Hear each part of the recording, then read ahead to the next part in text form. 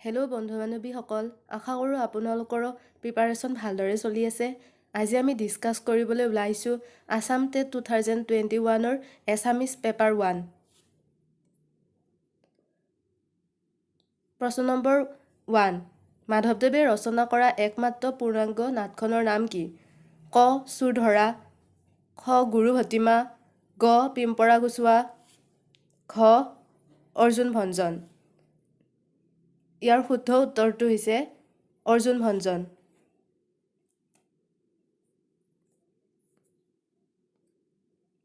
Next প্ৰশ্নটি হ'ল জয়গুৰু শংকৰ সৰ্বগুণাকৰ ভটিমা কাৰ ৰচনা? ক.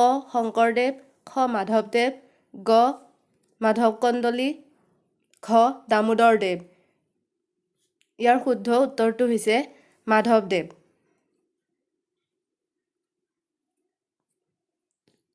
নেক্সট প্ৰশ্নটি হ'ল কথা ক'লে কিহৰ দক্ষতা বাঢ়ে? ক. শ্ৰৱণ শক্তিৰ, খ. বিচাৰ শক্তিৰ, গ. বুদ্ধি বঢ়াই, ঘ. ভাষা কোৱাৰ। আপোনালোকে সকলোৱে জানে কথা ক'লে কিহৰ দক্ষতা বাঢ়ে? নিশ্চয়। ইয়াৰ শুদ্ধ উত্তৰটো হৈছে ভাষা কোৱাৰ।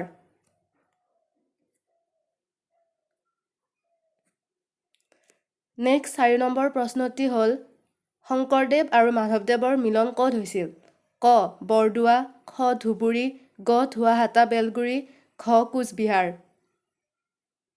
ইয়াৰ শুদ্ধ উত্তৰটো হৈছে ধোৱাহাটা বেলগুৰি। ধোৱাহাটা বেলগুৰি নামৰ ঠাইখনতে শংকৰদেৱ আৰু মাধৱদেৱৰ মিলন ঘটিছিলে আৰু এই মিলনটোক আমি মণিকাঞ্চন সংযোগ বুলিও জানো। মণিকাঞ্চন সংযোগ বুলিও আমি জানো।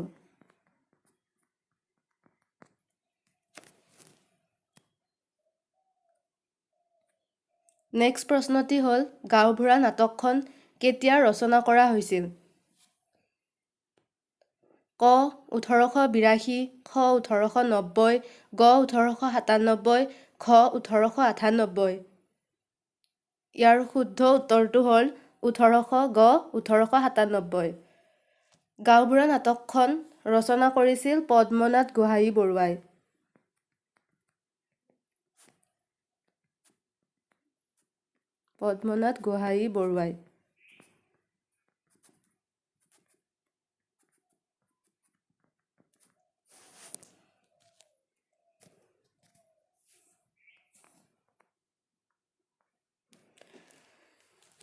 নেক্সট প্ৰশ্নটি হ'ল অসমীয়া নাট্য সাহিত্যৰ জন্মদাতা কোন? ক. ভট্টদেৱ, খ. মাধৱদেৱ, গ. মাধৱ কন্দলী, ঘ. শংকৰদেৱ। ইয়াৰ শুদ্ধ উত্তৰটো হ'ল ঘ. শংকৰদেৱ।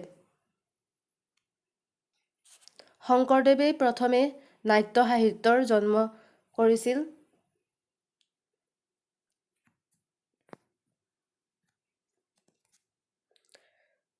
নেক্সট প্ৰশ্ন 7 নম্বৰ মহাপুৰুষ শংকৰদেৱৰ প্ৰথম অভিনীত নাট কোনখন?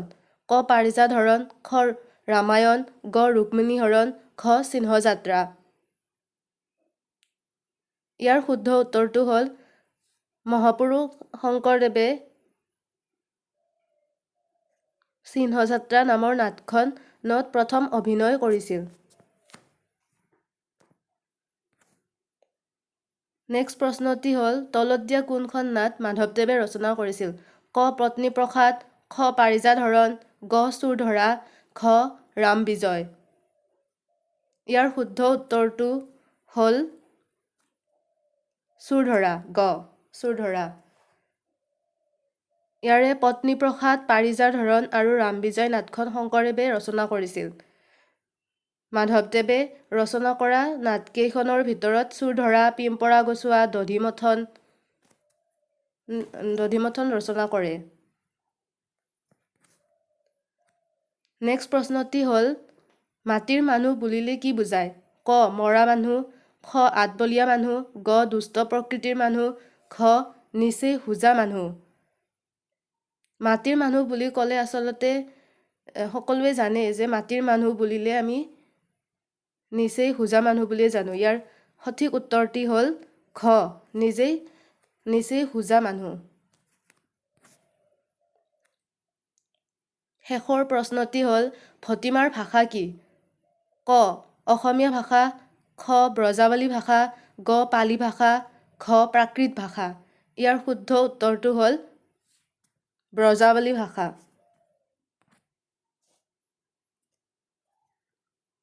ব্ৰজাৱলী ভাষা। আচলতে অসমীয়া সাহিত্যত শংকৰদেৱ আৰু মাধৱদেৱে ব্ৰজাৱলী ভাষাতেই ৰচনা কৰিছিল নাটকবোৰ, আৰু ভটিমাও শংকৰদেৱ আৰু মাধৱদেৱে উলিয়াইছিল। সেইকাৰণে ভটিমাৰ ভাষা হ'ল ব্ৰজাৱলী ভাষা।